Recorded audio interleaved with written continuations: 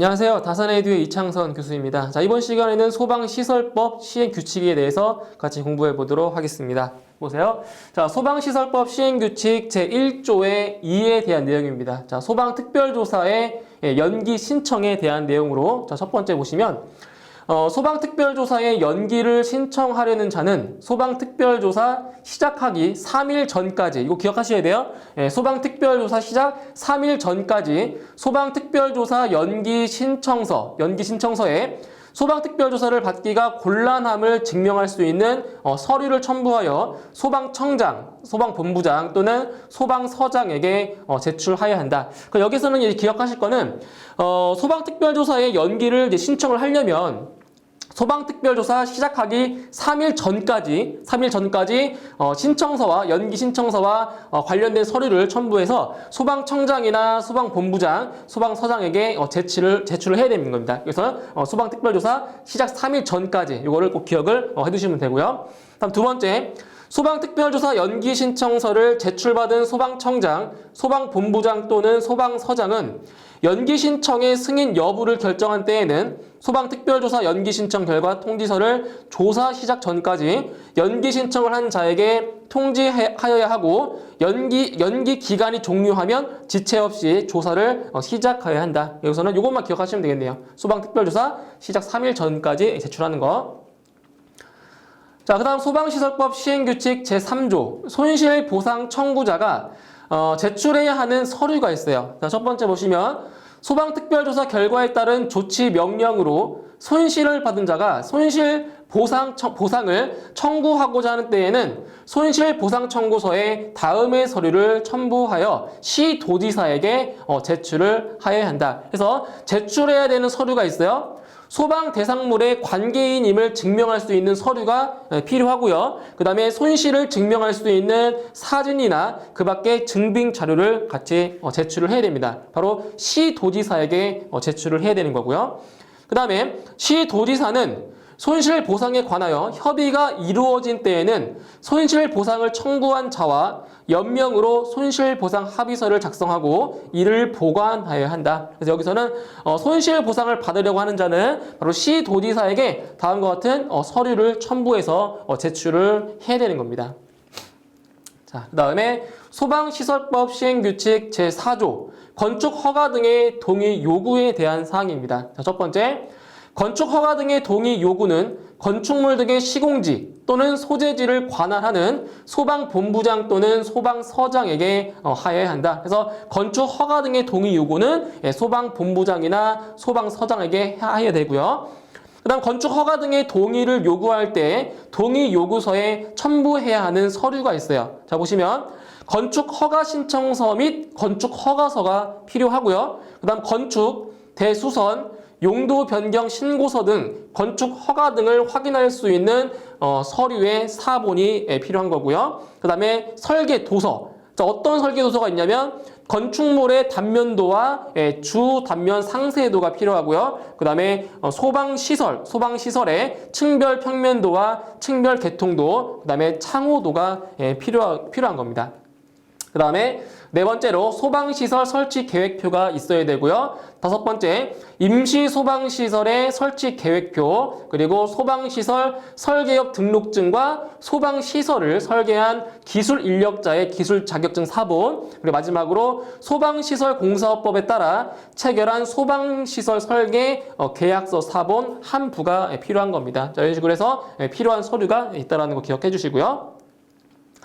자, 그 다음에 세 번째, 건축 허가 등의 동의 요구를 받은 소방본부장 또는 소방서장은 건축 허가 등의 동의 요구서를 접수한 날부터 며칠 이내, 바로 5일 이내에 건축 허가 등의 동의 여부를 회신해야 되고요. 자, 특별한 경우가 있어요. 자, 허가를 신청한 건축물이 특급 소방 안전관리 대상물인 경우에는 10일 이내에 동의 여부를 회신하면 됩니다. 그럼 여기서 특급 소방 안전관리 대상물에 해당하는 것이 뭐가 있냐? 이거는 지난 시간에 말씀드렸던 거예요. 특급 소방 안전관리 대상물은 50층 이상이거나 지상으로부터 높이가 200m 200m 이상인 아파트를 말하는 거고요. 그 다음에 30층 이상이거나 지상으로부터 높이가 120m 이상인 특정 소방 대상물인데 아파트는 제외고요. 그 다음에 자 2번에 해당하지 아니하는 특정 소방 대상물로서 연면적이 20만 제곱미터 이상인 특정 소방 대상물이고 아파트는 제외입니다. 그래서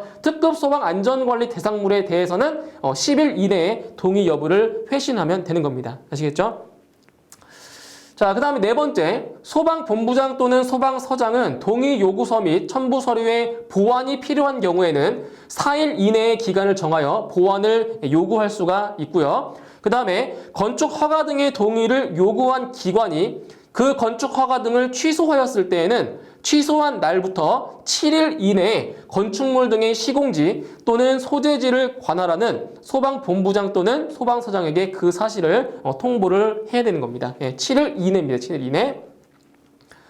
자, 그다음 소방시설법 시행규칙 제7조 연소 우려가 있는 건축물의 구조입니다. 자, 여기서는 한 가지만 좀 기억을 해두시면 돼요. 자, 보세요.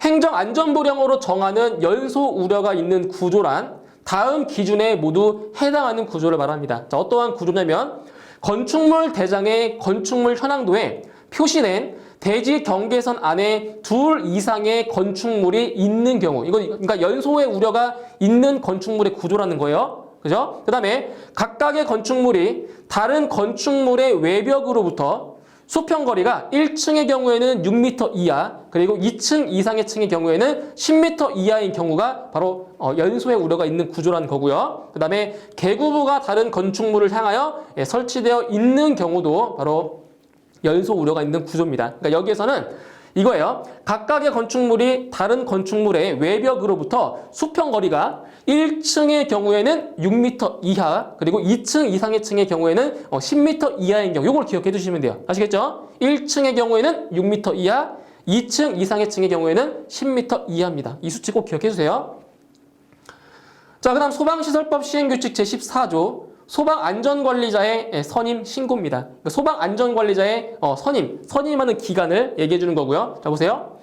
특정 소방 대상물의 관계인은 소방안전관리자를 다음에 어느 하나에 해당하는 날부터 30일 이내에 선임하여야 한다. 자, 보세요. 소방안전관리자를 선임하는 기간이 언제라고요? 선임하는 기간은 바로 30일 이내입니다. 그리고 이제 많이 헷갈리는 부분이 있어요. 자, 소방안전관리자를 선임하는 기간은 30일 이내고요. 선임했을 때 선임하고 신고하는 기간은 14일 이내예요. 이거 헷갈리시면 안 돼요. 다시. 소방안전관리자를 선임하는 기간은 30일 이내고요. 선임하고 난 다음에 선임 신고를 하는 기간이 14일 이내인 겁니다. 아시겠죠? 잘 구분하셔야 돼요. 자, 그러면 여기서 자, 어떠한 그 기준이 되냐? 자, 첫 번째, 신축, 증축, 개축, 재축, 대수선 또는 용도 변경으로 해당 특정 소방 대상물의 소방 안전관리자를 신규로 선임해야 하는 경우에는 해당 특정 소방 대상물의 완공일이에요. 완공일로부터 30일 이내에 선임해야 된다는 얘기입니다. 아시겠죠? 완공일로부터 30일 이내에 선임을 해야 됩니다. 그런 기간을 얘기해 주는 거예요. 그 다음에 증축 또는 용도 변경으로 인하여 특정 소방 대상물이 소방안전관리 대상물로 된 경우, 그러니까 원래는 소방안전관리 대상물이 아니었는데 증축이나 용도 변경으로 인해서 바로 소방안전관리 대상물이 됐을 경우에, 자, 그때는 어디냐? 바로 증축공사의 완공일 또는 용도 변경 사실을 건축물 관리대장에 기재한 날로부터 30일 이내에 선임해야 된다는 얘기입니다. 30일 이내에. 똑같아요. 30일 이내는 맞는 거예요. 자, 그 다음에 특정 소방 대상물을 양수하거나 민사집행법에 의한 경매, 채무자 회생 및 파산에 관한 법률에 의한 환가, 국세징수법, 관세법 또는 지상세 기본법에 의한 압류 재산의 매각, 그 밖에 이에 준하는 절차에 의하여 관계인의 권리를 취득한 경우, 자, 이런 경우에는 해당 권리를 취득한 날 또는 관할 소방서장으로부터 소방안전관리자 선임 안내를 받은 날부터 30일 이내에 선임을 하는 거고요. 그 다음에 공동소방안전관리 특정 소방 대상물인 경우에는 소방본부장 또는 소방서장이 공동소방안전관리 대상으로 지정한 날부터 30일 이내에, 그리고 소방안전관리자를 해임한 경우에는 소방안전관리자를 해임한 날부터 30일 이내. 그다음 6번째, 소방안전관리 업무를 대행하는 자를 감독하는 자를 소방안전관리자로 선임한 경우로서 그 업무 대행 계약이 해지 또는 종료된 경우에는 소방안전관리 업무 대행이 끝난 날로부터 30일 이내에 다시 선임을 해야 된다는 얘기입니다. 30일 이내에요. 자, 그 다음에 소방시설법 시행규칙 제14조의 2에 대한 내용입니다. 자, 소방안전관리 보조자의 선임 신고입니다. 자, 이것도 거의 유사합니다. 보세요. 특정 소방대상물의 관계인은 소방안전관리 보조자를 다음에 어느 하나에 해당하는 날부터 30일 이내에 선임을 하여야 한다. 그러니까 소방안전관리자도 그렇고 소방안전관리 보조자도 바로 30일 이내에 선임을 해야 되는 겁니다. 자, 어떤 경우냐? 첫 번째, 신축, 증축, 개축, 재축, 대수선 또는 용도 변경으로 해당 특정 소방대상물의 소방안전관리 보조자를 신규로 선임해야 하는 경우에는 해당 특정 소방대상물의 완공일로부터 30일 이내에 선임을 해야 되고요. 그리고 특정 소방대상물을 양수하거나 민사집행법에 의한 경매, 채무자 회생 및 파산에 관한 법률에 의한 환가, 국세징수법, 관세법 또는 지상세 기본법에 의한 압류 재산의 매각, 그 밖에 이에 준하는 절차에 의하여 관계인의 권리를 취득한 경우에는 해당 권리를 취득한 날 또는 관할 소방서장으로부터 소방안전관리 보조자 선임 안내를 받은 날로부터 30일 이내에 선임을 해야 되는 거고요. 그 다음에 소방안전관리 보조자를 해임한 경우에는 소방안전관리 보조자를 해임한 날로부터 30일 이내에 선임을 해야 되는 겁니다. 중요한 것은 30일 이내에 선임한다는 거, 이게 중요한 내용이에요. 자, 그 다음 소방시설법 시행규칙 제14조의 2에 대한 내용입니다. 자, 피난계획의 수립 시행에 대한 내용이에요. 자, 첫 번째 보실게요.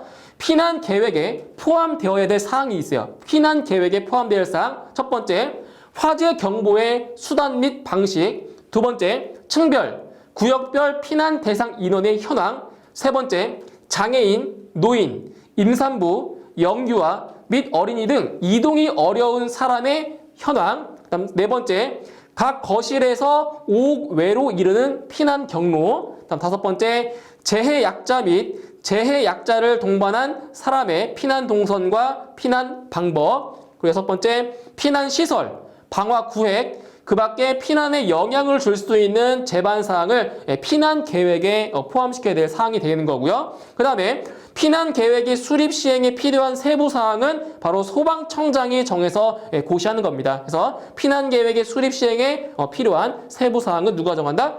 소방청장이 정한다는 겁니다. 소방청장. 자, 다음 소방시설법 시행규칙 제14조의 5에 대한 내용입니다. 자, 피난 유도 안내 정보의 제공인데, 자, 첫 번째, 피난 유도 안내 정보 제공의 방법이 있어요. 자, 어떠한 방법들이 있냐? 네 가지 방법이 있는데, 자, 첫 번째, 연 2회 피난 안내 교육을 실시하는 방법이 있고요. 다음 두 번째, 분기별 1회 이상 피난 안내 방송을 실시하는 방법. 다음 세 번째, 피난 안내도를 층마다 보기 쉬운 위치에 게시하는 방법. 그리고 마지막으로 엘리베이터, 출입구 등 시청이 용이한 지역에 피난 안내 영상을 제공하는 방법이 있습니다. 네 가지 방법이 있어요. 피난 유도 안내 정보를 제공하는 방법 네 가지 기억해 주시고요. 그 다음에 피난 유도 안내 정보의 제공에 필요한 세부 사항도 마찬가지로 소방청장이 정해서 고시하는 겁니다. 소방청장이 정하는 거예요. 다음 소방시설법 시행규칙 제15조 특정 소방 대상물의 근무자 및 거주자에 대한 소방 훈련과 교육에 대한 사항입니다. 첫 번째, 특정 소방 대상물의 관계인은 소방 훈련과 교육을 연 1회 이상 실시해야 한다. 자, 연 1회 이상 실시하는 거예요. 그 다음에 단 소방서장이 화재 예방을 위하여 필요하다고 인정하여 2회의 범위 안에서 추가로 실시할 것을 요청하는 경우에는 소방훈련과 교육을 실시해야 한다. 그래서 기본적으로는 소방훈련과 교육은 연 1회 이상 실시하게 되어 있고요. 그 다음 소방안전관리 대상물의 관계인은 소방훈련과 교육을 실시하였을 때에는 그 실시 결과를 소방훈련, 교육 실시 결과 기록부에 기록을 하고 이를 소방훈련과 교육을 실시한 날에 다음 날부터 2년간 보관하게 되어 있습니다. 이것도 기억해 주세요. 2년 동안 보관한다는 거 기억해 주세요.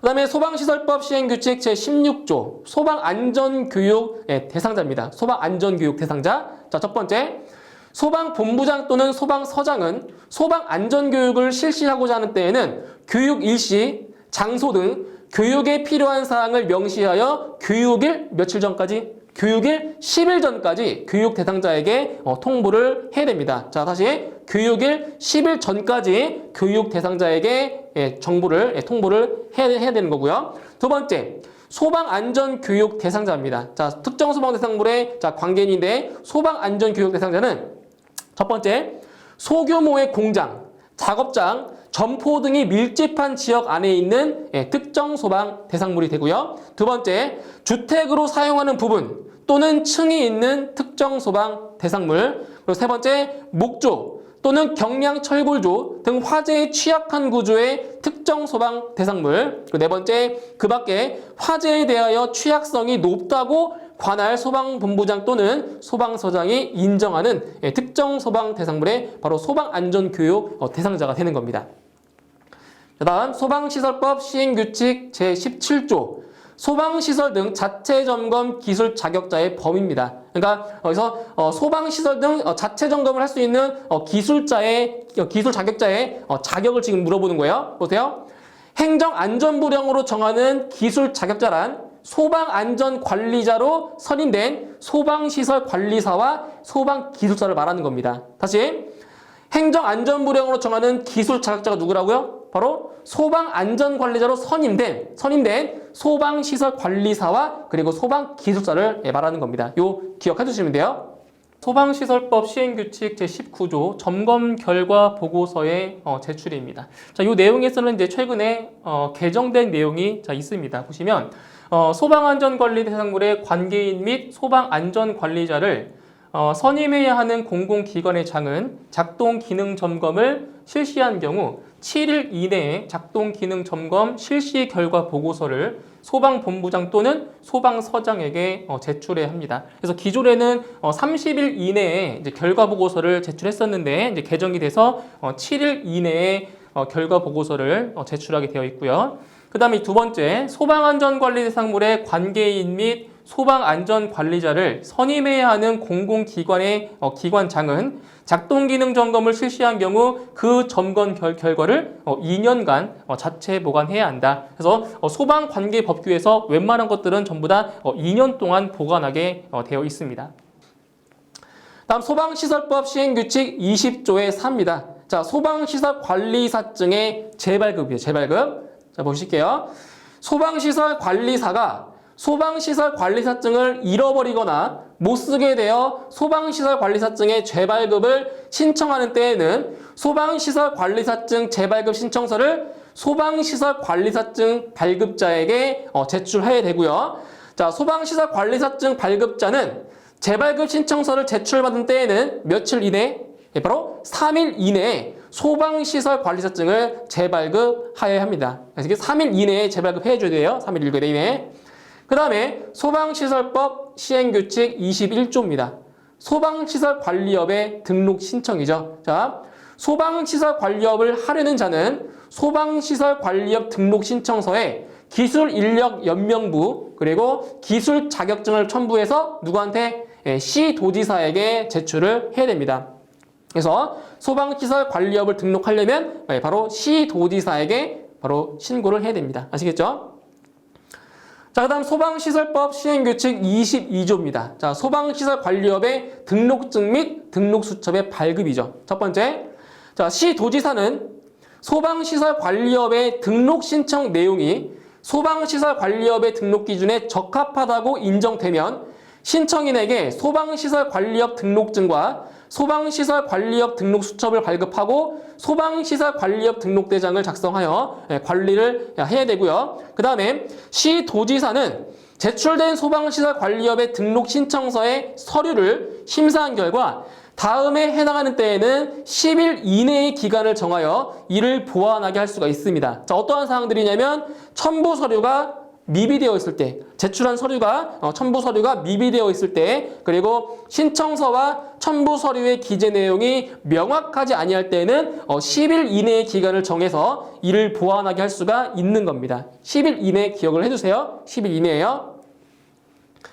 자, 다음 소방시설법 시행규칙 23조 소방시설관리업의 등록증, 등록수첩의 재교부 및 반납에 대한 사항입니다. 자, 보세요. 소방시설관리업자는 소방시설관리업 등록증 또는 등록수첩을 잃어버리거나 소방시설관리업 등록증 또는 등록수첩이 허러 못쓰게 된 경우에는 시도지사에게 소방시설관리업 등록증 또는 등록수첩의 재교부를 신청할 수가 있고요. 그럼 시도지사는 재교부 신청서를 제출받을 때에는 바로 3일 이내에 소방시설관리업 등록증 또는 등록수첩을 재교부해줘야 되는 겁니다. 3일 이내에 해주는 거예요.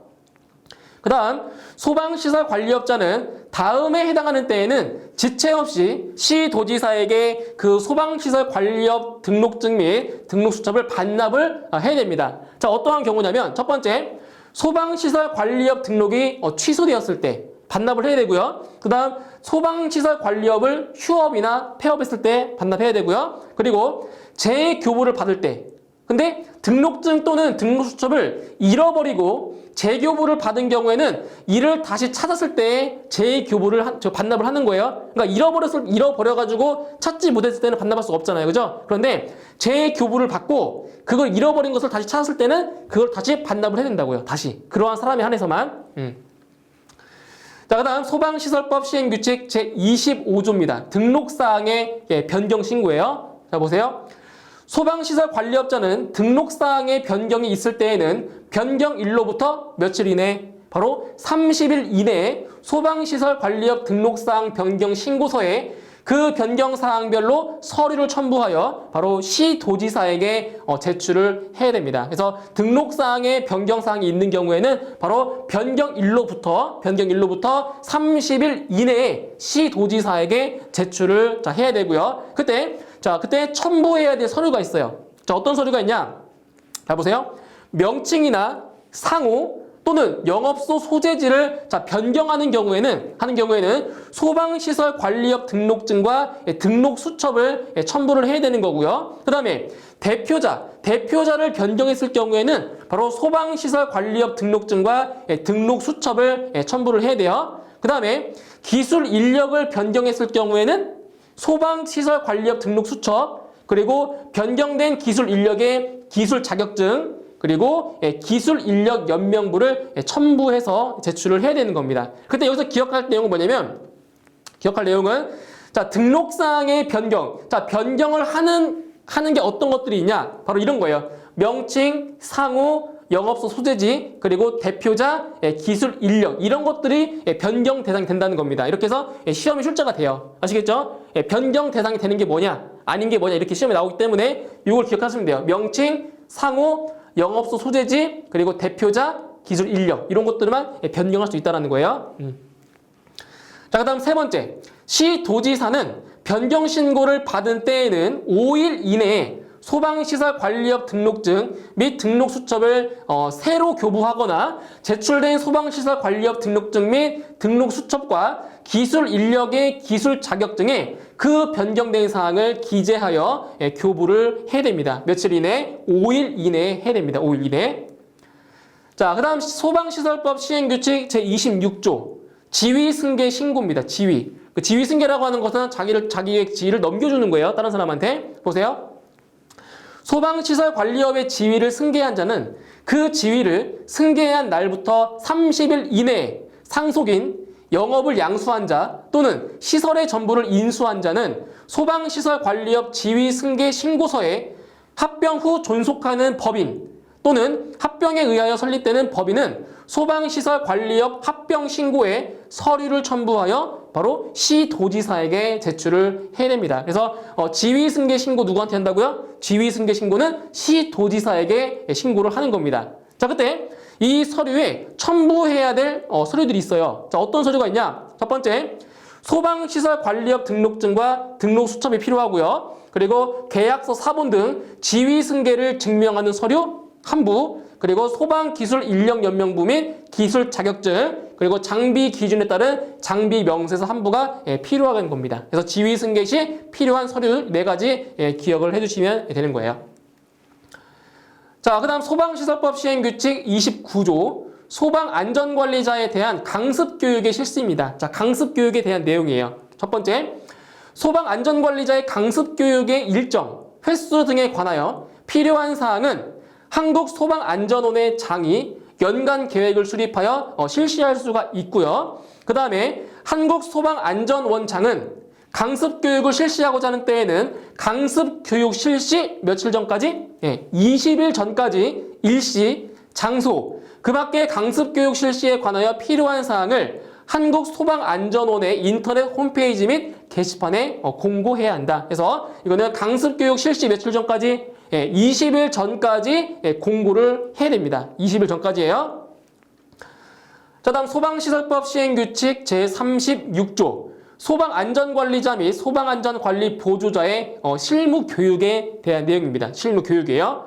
자, 한국소방안전원장은 소방안전관리자 및 소방안전관리 보조자에 대한 실무교육의 교육 대상, 교육 일정 등 실무교육에 필요한 계획을 수립하여 매년 소방청장의 승인을 얻어 교육 실시 며칠? 교육 실시 30일 전까지 교육 대상자에게 통보를 해줘야 되는 거고요. 소방안전관리자 및 소방안전관리 보조자는 그 선임된 날부터 6개월 이내에, 자, 선임된 날부터예요. 선임된 날부터 6개월 이내에 실무 교육을 받아야 하며 그 후에는 2년마다 1회 이상 실무 교육을 받아야 되는 겁니다. 그래서 선임된 날로부터 6개월 이내에 한 번 받아야 되고요. 그 이후에는 2년에 한 번 이상 실무 교육을 받게 되어 있습니다. 기억해 두시면 돼요. 자, 다음 소방시설법 시행규칙 별표 1에 대한 내용입니다. 자, 소방시설 등의 자체 점검에 대한 내용이네요. 자, 여기서는 작동 기능 점검이 있고요. 그 다음에 종합정밀 점검이 있는데, 먼저 작동 기능 점검에 대한 사항을 보도록 할게요. 먼저 작동 기능 점검의 뜻이 뭐냐? 소방시설 등을 인위적으로 조작하여 정상적으로 작동하는지를 점검하는 것이 바로 작동 기능 점검인 겁니다. 그때 이 작동 기능 점검을 제외하는 대상이 있어요. 제외 대상. 자, 어떤 대상이 제외가 되냐? 바로 위험물 제조소 등 그리고 소화기구만을 설치하는 특정 소방 대상물은 작동 기능 점검 제외 대상이 되는 겁니다. 그때 이 작동 기능 점검을 누가 점검을 하냐? 그 점검자의 자격은 특정 소방 대상물의 관계인, 그리고 소방안전관리자, 그리고 소방시설 관리업자가 작동 기능 점검을 할 수가 있는 거고요. 그리고 점검하는 횟수는 1년에 한 번 이상 하게 되어 있습니다. 연 1회 이상 실시하는 거예요. 연 1회 이상. 그리고 점검하는 시기는, 자, 언제 점검할 수 있냐? 보세요. 종합정밀 점검 대상인 경우에는 종합정밀 점검을 받은 달부터 6개월이 되는 달에 실시를 해야 돼요. 다시 종합정밀 점검 대상 같은 경우에는 종합정밀 점검을 받은 달부터 6개월이 되는 달에 실시를 해야 되는 거고요. 그 다음에 작동 기능 점검 결과를 보고해야 하는 대상에 해당하는 경우는 기억에 해당하는 경우는 제외. 그래서 건축물의 사용 승인일이 속하는 달의 말일까지 실시를 하는 거고요. 그 다음에 신규로 건축물의 사용 승인을 받은 건축물을 그 다음에부터 실시하되 소방시설 완공 검사 증명서를 받은 후 1년이 경과한 후에 사용 승인을 받은 경우에는 사용 승인을 받은 그 해부터 실시를 하면 되는 겁니다. 작동 기능 점검이에요. 그리고 그 밖의 점검 대상은 연중에 아무 때나 실시하면 되는 거예요. 연중에 아무 때나 실시하시면 되는 거예요. 작동 기능 점검을 이어서 종합 정밀 점검을 보도록 하겠습니다. 자, 종합 정밀 점검의 뜻을 보시면 소방시설 등의 작동 기능 점검을 포함하여, 중요한 내용이에요. 소방시설 등의 작동 기능 점검을 포함하는 거예요. 포함해서 소방시설 등의 설비별 주요 구성 부품의 구조 기준이 화재 안전 기준 및 건축법 등 관련 법령에서 정하는 기준에 적합한지 여부를 점검하는 것을 바로 종합정밀점검이라고 합니다. 그래서 종합정밀점검의 뜻도 알고 계셔야 되는 거고요. 그 다음에 자 이번에 개정된 내용이에요. 종합정밀점검 대상인데 여기서 개정됐어요. 약간. 그래서 기존에는 스프링클러 설비가 연면적 5,000제곱미터 이상인 특정 소방 대상물인 경우에만 종합정밀 점검을 실시했었는데 자 개정이 되어서 스프링클러 설비가 설치된 특정 소방 대상물은 연면적에 관계없이 무조건 종합정밀 점검을 하게 개정되어 있습니다. 그래서 스프링클러 설비가 설치된 특정 소방 대상물, 두 번째로 물, 분무 등 소화 설비가 설치된 연면적 5,000제곱미터 이상인 특정 소방 대상물이고요. 단 위험물 제조소 등은 제외가 되는 겁니다. 그 다음 세 번째, 다중 이용업의 영업장에 설치된 특정 소방 대상물로서 연면적이 2,000제곱미터 이상인 것 마찬가지로 종합정밀 점검의 대상이 되는 거고요. 그 다음에 네 번째, 제연 설비가 설치된 터널, 그리고 마지막으로 공공기관 중 연면적이 1,000제곱미터 이상인 것으로서 옥내 소화전 설비 또는 자동화재 탐지 설비가 설치된 것은 마찬가지로 종합정밀 점검을 하게 되어 있습니다. 단 소방대가 근무하는 공공기관은 제외가 되는 겁니다. 이것도 시험에 나온 적이 있었고요. 그 다음에 종합정밀 점검의 점검자의 자격입니다. 이것도 시험에 자주 나오는 내용이에요. 어떤 분들이 있냐면 바로 소방시설 관리업자 그리고 소방안전관리자로 선임된 소방시설관리사 및 소방기술사가 종합정밀 점검을 할 수 있는 자격자가 되는 겁니다. 그 다음에 종합정밀 점검 횟수는 작동 기능 점검과 마찬가지로 1년에 한 번 이상 실시하게 되어 있고요. 1년에 한 번 이상이에요. 그 다음에 소방본부장 또는 소방서장은 소방청장이 소방안전관리가 우수하다고 인정한 특정 소방 대상물에 대해서는 3년의 범위에서 소방청장이 고시하거나 정한 기간 동안 종합정밀 점검 면제를 할 수가 있는 겁니다. 그러니까 여기서 소방안전관리가 우수하다고 인정이 되면 3년의 범위 안에서 종합정밀 점검을 면제가 된다는 거죠. 면제. 자, 그 다음에 종합정밀 점검을 하는 시기가 있어요. 언제 실시를 하냐? 바로 건축물 사용 승인일이 속하는 달에 기본적으로 실시를 해주고요. 그 다음 신규로 건축물의 사용 승인을 받은 건축물은 그 다음에부터 실시를 하되 건축물의 사용 승인일이 속하는 달의 말일까지 실시를 하게 되어 있습니다. 그리고 하나의 대지 경계선 안에 2개 이상의 점검 대상 건축물이 있는 경우에는 그 건축물 중 사용 승인일이 가장 빠른 건축물의 사용 승인일을 기준으로 점검을 할 수가 있는 겁니다. 가장 빠른 거로 할 수 있어요. 자, 그 다음 소방시설법 시행규칙 별표 2에 대한 내용입니다. 자, 소방시설 등의 자체 점검 시 점검 인력 배치 기준이네요. 점검 인력. 자, 첫 번째, 소방시설 관리업자가 점검하는 경우에는 소방시설 관리사 1명과 보조 기술 인력 2명을 점검 인력 한 단위로 하되 점검 인력 한 단위에는 2명 이내에 보조 인력을 추가할 수가 있습니다. 단 같은 건축물을 점검할 때에는 4명까지 추가할 수가 있다는 거예요. 그 다음에 점검 인력 한 단위가 하루 동안에 점검할 수 있는 특정 소방 대상물의 연면적이 나와요. 이거 기억하셔야 돼요. 시험에 잘 나와요. 그래서 점검 인력 한 단위가 누구예요? 바로 소방시설 관리사 1명과 보조 기술 인력 2명을 한 단위로 보는 거예요. 자, 그래서 종합정밀 점검은 하루 동안에 점검할 수 있는 연면적이 얼마예요? 10,000제곱미터입니다. 최대 10,000제곱미터가 되는 거고요. 작동 기능 점검은 하루 동안에 12,000제곱미터까지 점검할 수가 있는 거예요. 그런데 소규모의 점검의 경우에는 바로 3,500제곱미터까지 점검할 수가 있습니다. 이 수치들 꼭 기억하셔야 돼요. 종합정밀 점검 10,000제곱미터, 작동 기능 점검 12,000제곱미터. 그런데 소규모 점검의 경우에는 3,500제곱미터라는 거 꼭 암기를 하셔야 되는 내용들입니다. 이 내용들은.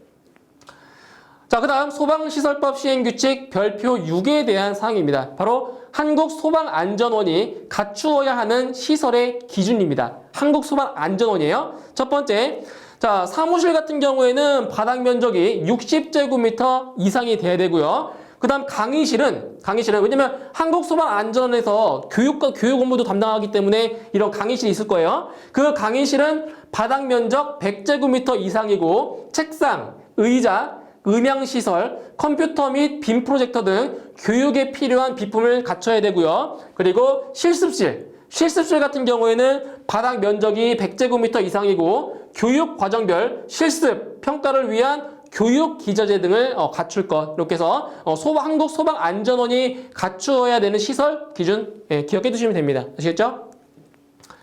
그 다음에 소방시설법 시행규칙 별표 8 행정처분에 대한 내용입니다. 자, 보시게 되면 소방시설관리사에 대한 행정처분이에요. 뭐라고요? 소방시설관리사에 대한 행정처분이에요. 자, 보시면 위반사항과 그 다음에 1차 위반, 2차 위반, 3차 위반까지가 있어요. 자, 쭉 보실게요.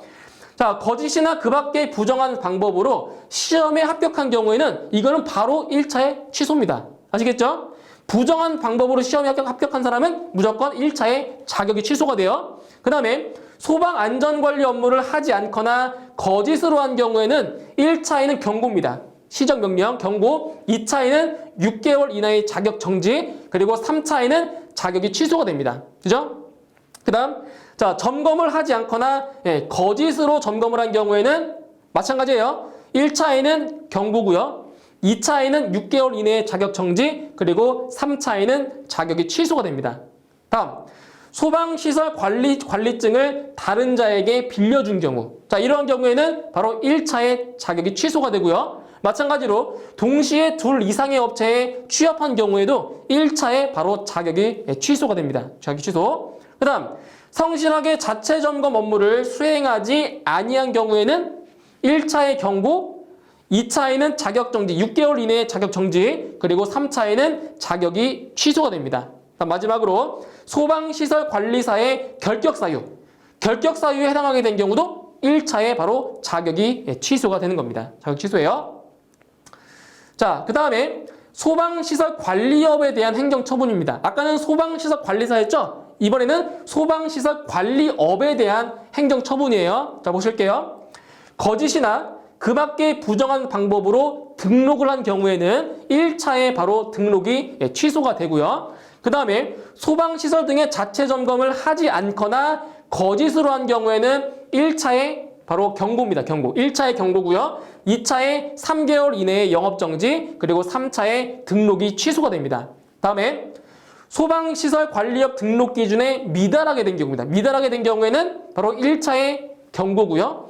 2차에 3개월 이내의 영업정지, 그리고 3차에 등록이 취소가 됩니다. 그 다음에 소방시설 관리업의 결격 사유에 해당하게 된 경우는 1차에 바로 등록이 취소가 되고요. 그리고 다른 자에게 등록증이나 등록수첩을 빌려준 경우도 바로 1차에 등록이 취소가 되는 겁니다. 여기서 소방시설 관리사에 대한 행정처분과 그리고 소방시설 관리업에 대한 행정처분을 구분하셔가지고 잘 암기를 해두시면 되겠습니다. 자, 이렇게 해서 이번 시간에는 소방시설법 시행규칙에 대해서 같이 알아보았고요. 다음 시간에는 소방시설공사업법에 대해서 같이 공부해 보도록 하겠습니다. 수고하셨습니다.